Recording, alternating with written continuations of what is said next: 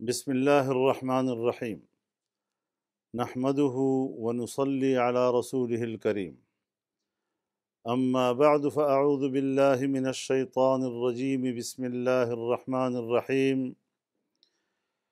إن الذين يؤذون الله ورسوله لعنهم الله في الدنيا والآخرة وأعد لهم عذابا مهينا۔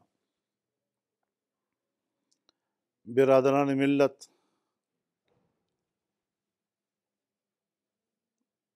برادران قوم، دو عدالتوں سے توہین رسالت کی پاداش میں عیسی مسیح کو سزائے موت دی گئی تھی، لیکن آج سپریم کورٹ آف پاکستان کے سہ رکنی بینچ نے اسے بری کر دیا ہے۔ یہ فیصلہ پہلے محفوظ کیا گیا اور اس کے بعد انہوں نے پورے ملک میں ممکنہ رد عمل کی بنیاد پر تمام مسلح اداروں کو الرٹ کیا۔ انہیں پورا اندازہ تھا کہ اس فیصلے سے ایک اضطراب پیدا ہوا، اضطراب پیدا ہوگا، اور پھر وہ اضطراب پیدا ہوا۔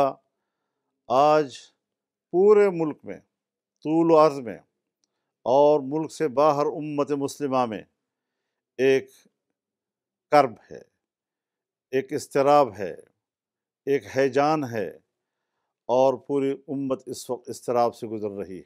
یہ فیصلہ جس میں فریق اسٹیٹ تھا اور جس نے عمداً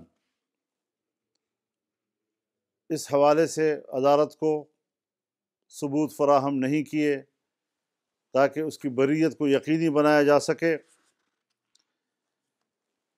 چنانچہ ہم یہ سمجھتے ہیں کہ تمام مقتدر اور با اختیار ادارے وہ ایک پیج پر تھے اور انہوں نے بین الاقوامی دباؤ کو سامنے رکھتے ہوئے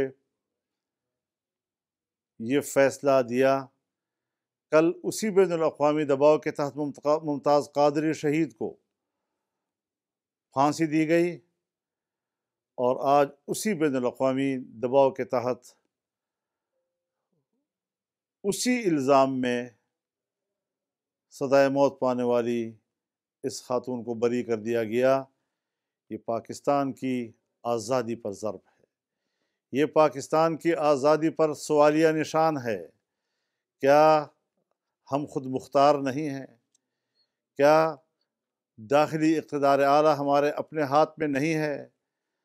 ہم جب بھی فیصلے دیں گے، فیصلہ چیخ چیخ کر پکارے گا کہ یہ فیصلہ ایک مسلمان کے دل و دماغ کا فیصلہ نہیں ہو سکتا، اس مسلمان کے دل و دماغ پر کوئی باہر کی قوت سوار ہے، اور اس بنیاد پر وہ اس طرح کے فیصلے دے رہے ہیں۔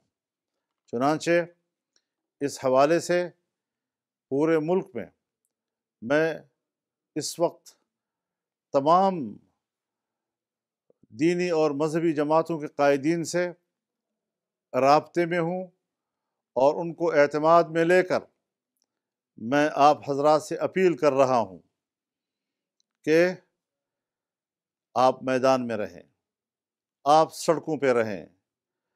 بازار بند ہو جانے چاہیے، سڑکیں بند ہو جانے چاہیے، مارکیٹیں بند ہو جانی چاہیے۔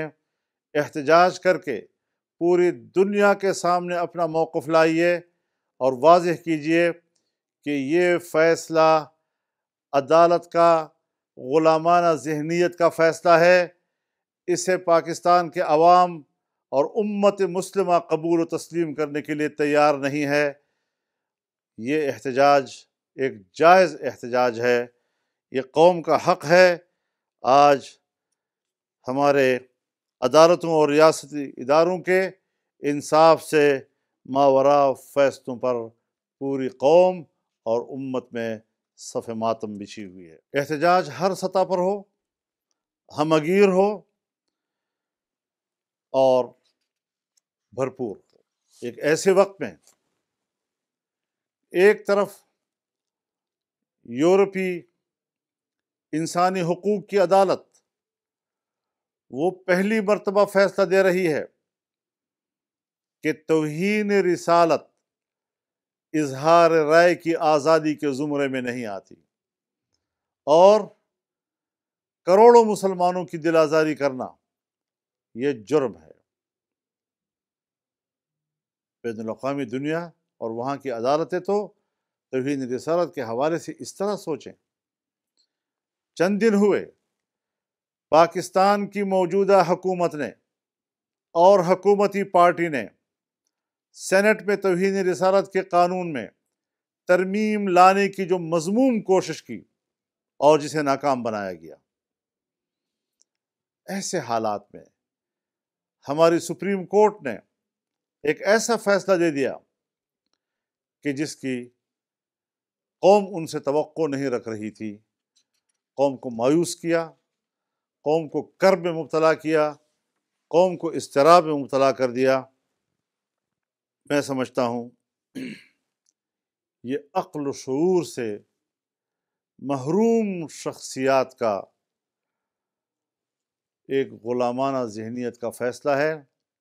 قوم ان کے ایسے فیصلوں کو تسلیم نہیں کرتی اور ان کو اس طرح کے فیصلوں کی اجازت بھی نہیں دے سکتی کہ وہ امت مسلمہ کے جذبات سے اس طرح کا کھلواڑ کرے۔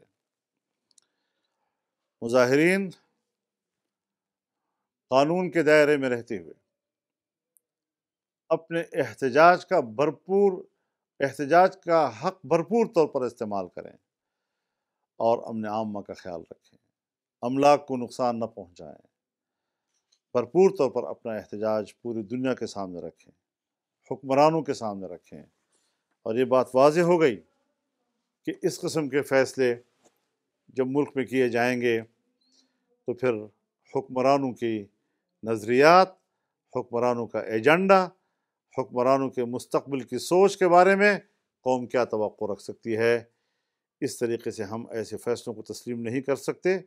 قوم ایک پیج پر ہے، قوم متحد رہے، اور میں اپیل کروں گا کہ اس وقت فوری طور پر تمام جماعتوں کا اور شخصیات کا ایک پلیٹ فارم پر آنا، یہ شاید حالات اور وقت اس کی اجازت نہ دیں، لیکن میں چونکہ سب سے رابطے میں ہوں اور سب کو اعتماد میں لے کر یہ بات کر رہا ہوں کہ ہر ضلعی سطح پر اور بڑے شہروں میں تمام مکاتب فکر مل کر وہاں کے حالات کے مطابق احتجاج کی حکمت عملی طے کریں اور قوم کی رہنمائی کریں۔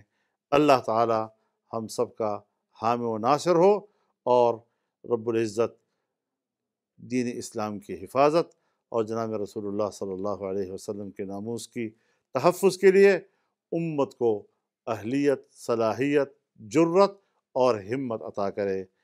وآخر دعوانا ان الحمد للہ رب العالمین۔